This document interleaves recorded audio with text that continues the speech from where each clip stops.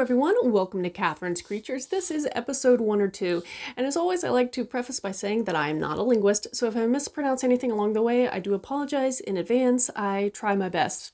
Now today I wanted to go over to a different mythos and talk about the Gaoh, and this is a wind spirit and often depicted as some kind of giant from the Iroquois, Huron and Seneca people's mythos. And so Goah has some darker traits at times. He is said to be potentially a cannibal. He's so large that he can uproot trees and cause some devastation that way. When he takes on a visible form, that usually is a solitary old man, again this kind of hermit who lives away from people.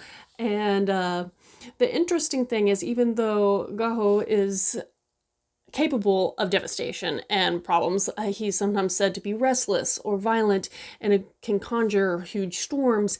Overall, he's a benevolent entity and was treated as such. Now, Gaoh was subservient to the Great Spirit, so in their mythos, as well as potentially, depending on, again, the belief system, and some of the specific lore, he could also be subservient to the sun spirit as well. But often he works for himself, and he again is usually deemed as a good guy. He lives in the house in the sky or on top of a mountain, and it is called actually the House of the Winds. I love that name. And from there he controls not only the 4 cardinal winds, but also the seasons. And I did want to go into the cardinal winds just briefly because I thought this was really cool.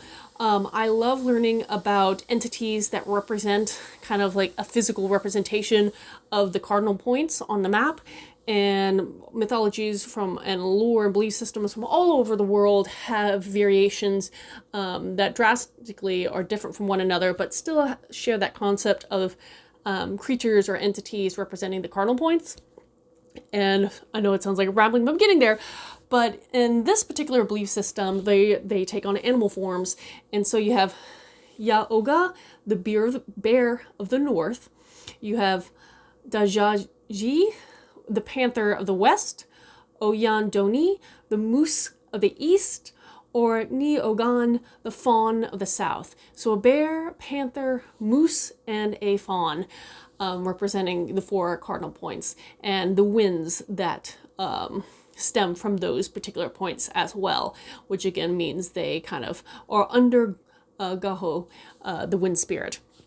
Now, one other thing I did want to talk about, going back to Gaoh and his lore, I think it was the Seneca peoples that also had their own little deviation and variation of Gaoh's story, and that is that Gaoh is actually chained to a rock, and every time he tries to free himself, the winds bluster and blow and the storms could happen because he's shaking the rock so violently and trying to free himself.